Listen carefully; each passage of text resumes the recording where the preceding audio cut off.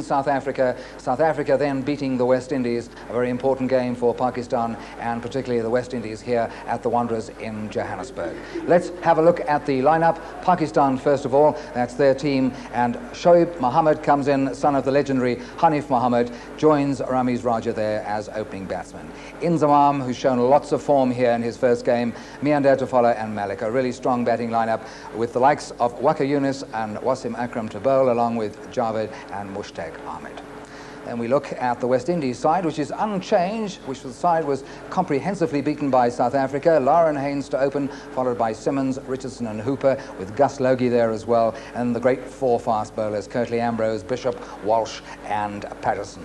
30,000 people here as the captains went out to toss. It was won by the Pakistani captain, and he decided that Pakistan would bat. And he struck through the covers very nicely indeed. It didn't appear as though the timing was quite right, but there's enough on it to go to the boundary. Courtney Walsh, of course, not the quickest of the West Indians in the field. He's fielding at mid-off, little protection there too with the arm. But that certainly was a fine shot from Mohammad.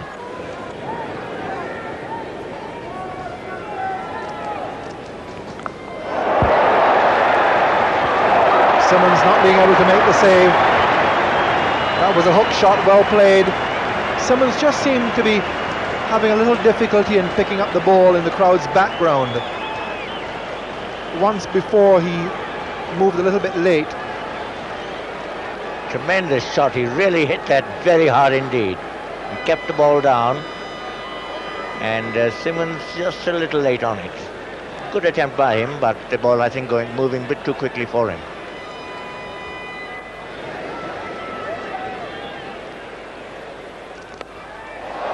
He's got him caught and bowled just at the right time for the West Indies. Simmons gets Inzamam caught and bowled to end this very threatening partnership. Good catch by Simmons. And Pakistan are 74 for 2.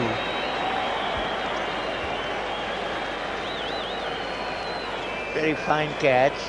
And Inzamam stood there in disbelief. Then saw that he had been caught. Clean catch, no problem, no doubt at all about that.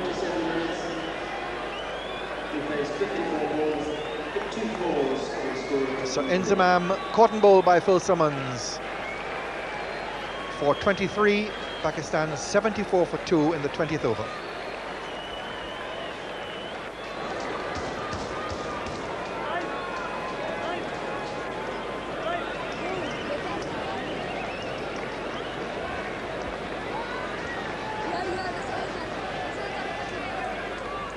Could be caught, and is. Brian Lara taking the catch very comfortably indeed at slip.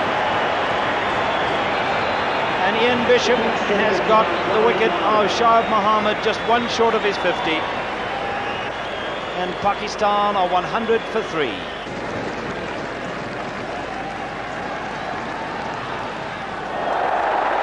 That's beautifully taken. So that's it. End of the innings, and Pakistan are all out for 150. The delivery leaving the batsman, and Paul Hooper moving well to his left to take a fine catch and to wrap up the Pakistan innings. And a disappointing show by Pakistan after they were given a very good start by Shoaib Mohammad, Ramiz Raja and Inzamam ul-Haq. Final scorecard for Pakistan, having started so well. A great 49 from Mohammad, looks so good today. And Inzamam was in good form with his 23, but once Javed Miandad had gone, the wickets tumbled regularly, and it was rather a disappointing innings. And Pakistan, although they made 208 against South Africa, they looked to be brittle, and they showed it today, all out for 150 off 41.5 overs, and the West Indian bowlers had really got on top. This really was not enough runs, and you can see from the bowling of Bishop, 4 for 25, and his was coming off 9.5 overs. He was a little expensive earlier on. Patterson was 2 for 33 off 8 overs, and Ambrose taking 2 wickets as well. Great performance from the West Indies. And looking at the partnerships, it really does tell the tale. early on, that's where the partnerships were. 21-53 with Muhammad and Inzaman. Muhammad again involved with Miandad, but then apart from a little flutter from Muttabah and Latif, 16, there was really little from the Pakistanis. So a very easy target for the West Indies, and no doubt many of the South Africans hoping that the West Indies will win this game, because that would put them all square at the top, all three of them having got 2 points each. But all to play for, the West Indies, 3 runs and over as we pick up their innings. This one he does get hold of and slams it away for 4. It's a tremendous shot. Great shot.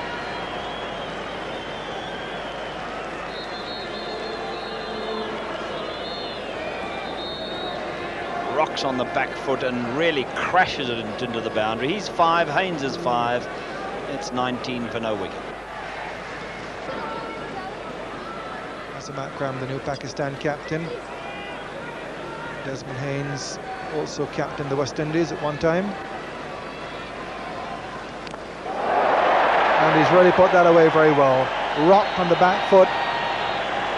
Had all the time to put it through square leg, carrying the West Indies to 35 without loss at the end of 7 overs. And a delivery from Akram, short, and Desmond Haynes in a good position, nobody out behind square on the leg side, and 4 more runs and the score really rollicking along.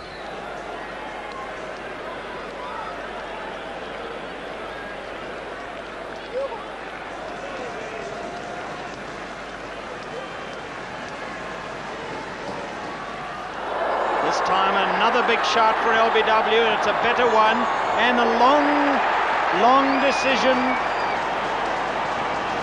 before umpire Mr. Mitchley raised his fingers. He had a really good think about that,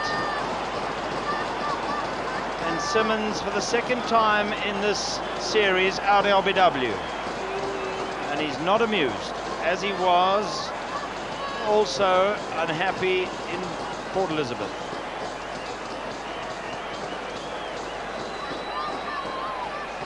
Well, it came back just enough, I think, to maybe have slipped away down the leg side. Yeah, I think he would be a little unlucky there, Phil Simmons. He didn't look too adjacent. But the scorecard will show LBW to Waqar Younis, and this is how he went. It hit just on the roll, on the outside of the left leg, and look how he's watching the umpire, who still has not made a decision. And then suddenly up comes the fingers, down goes the head. I can't believe it. Or something worse than that. I don't think he quite said that. Brian Lara, one of the most exciting young players in the world, facing up to Waqar Younis. And he's out, first ball. A lifter that he didn't get right behind, and it came down off the bat and onto the stumps, and Brian Lara out, first ball, and Waqar Younis on a hat-trick. Played on by Brian Lara, and Pakistan jubilant, picking up another wicket, so 2 wickets in successive balls. Nothing special in the field, just 2 slips, and he's really increasing his pace up to 148 kilometers per hour last ball. What happens on the hat-trick ball? That was well played by Carl Hooper. He was clever enough to bowl a slower ball, was Waqar, because any batsman surely coming to the wicket on a hat-trick would have expected a thunderbolt. Well, the umpires are going to confer again about the lights, but if they were to complete 25 overs today, then the calculators are going to come out and they're going to compare the West Indies innings to that of Pakistan. And Pakistan's best overs, best consecutive overs that is, yielded 92 runs, which means the West Indies would need another 22 runs the next 8 overs, which they should be able to achieve without too much trouble. Well, the batsmen have been offered the lights, and now they are going to go off. Players coming back onto the ground, the light has improved sufficiently to influence the umpires to resume the match, and naturally they have had to readjust the West Indies target to win this match.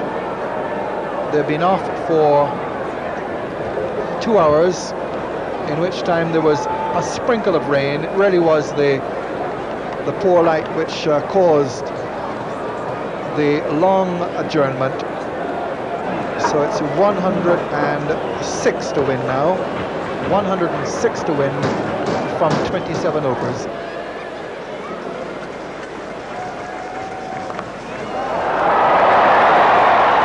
Magnificently driven through the covers for 4. So the West Indies are not going to waste time here.